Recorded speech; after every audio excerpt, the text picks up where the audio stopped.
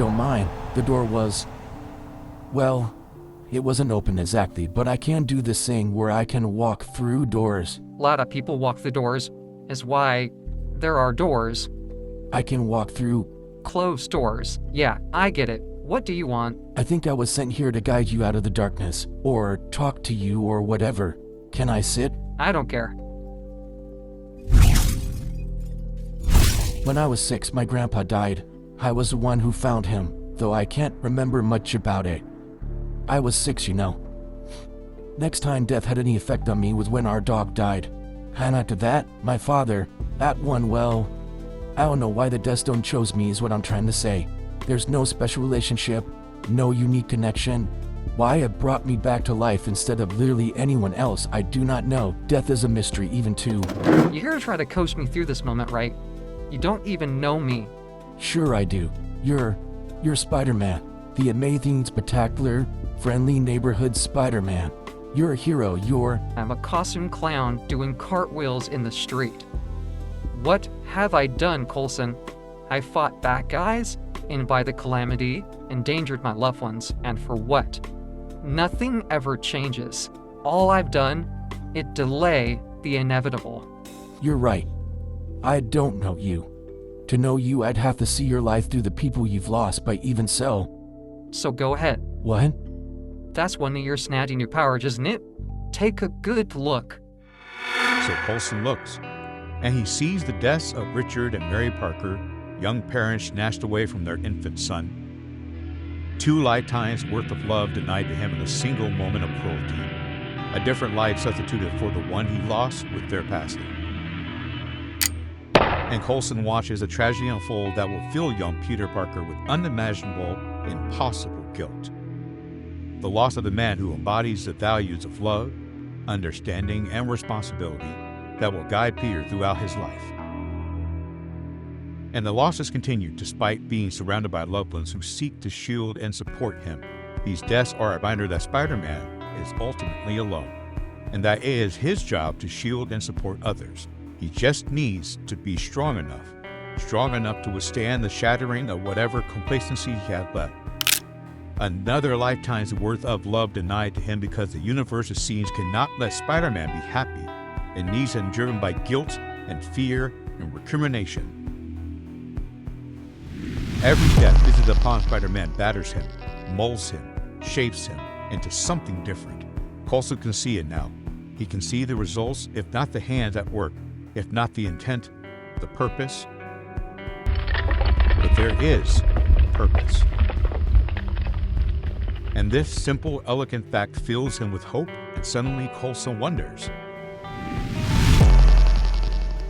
He wonders that without all this death, would Spider-Man be able to save all this life?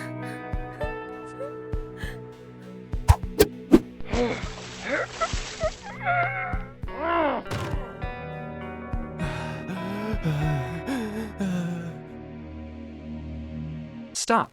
None of this matters. None of it means anything. Everyone dies anyway, and usually it's awful. You of all people should know that. Coulson could not see why the Death Stone had chosen him out of everyone, but a glimpse into the hardship that Peter Parker has endured forces him to reckon with his own shortcomings. There is a locked door in his memory, and Peter has shown him how to walk through it.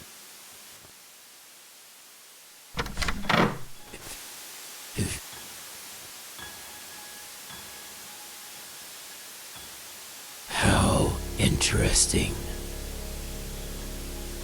Only a handful of beings have ever been able to see me when I have no intention of being seen. Why you, I wonder? Why are you able to see me now? You have no power that I can detect. You are neither mutant, nor telepath, nor any special thing. Perhaps you'll be able to explain this when next we meet, Philip Coulson. Is my grandpa in heaven?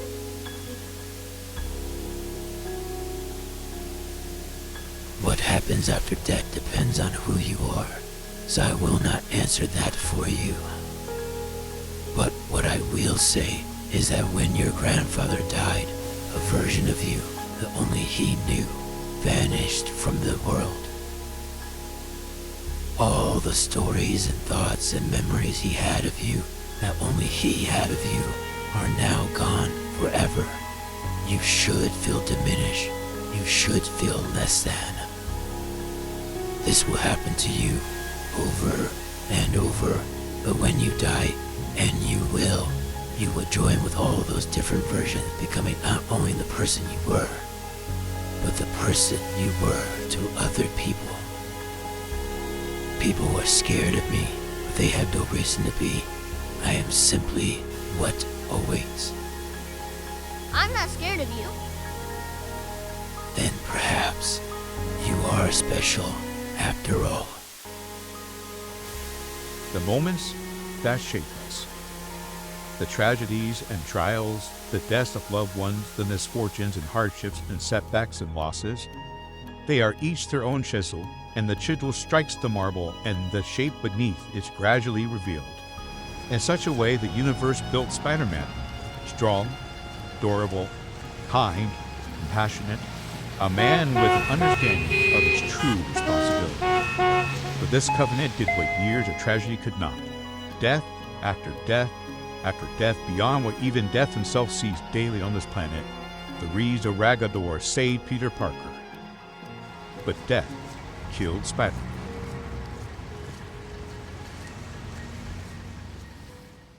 Everybody always talks about that when someone you love dies, it just feels like a piece is missing.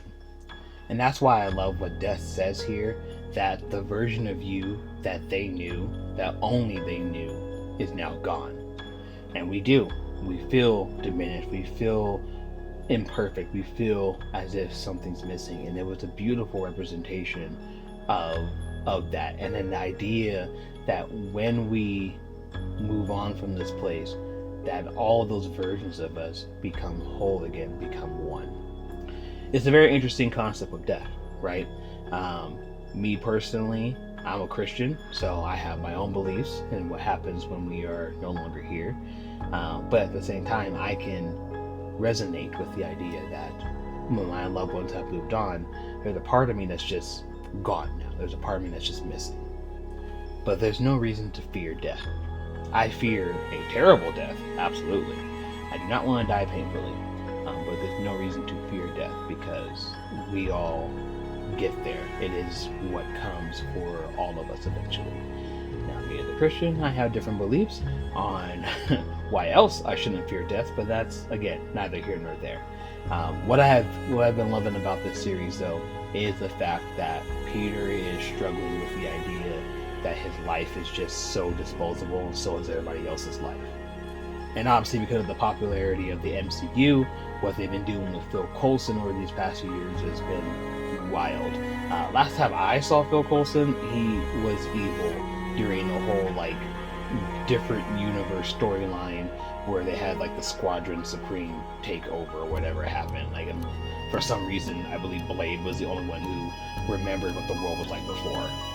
So it's kind of nice to see Coulson as a good guy and a fan again. So, with that being said, what did you all think?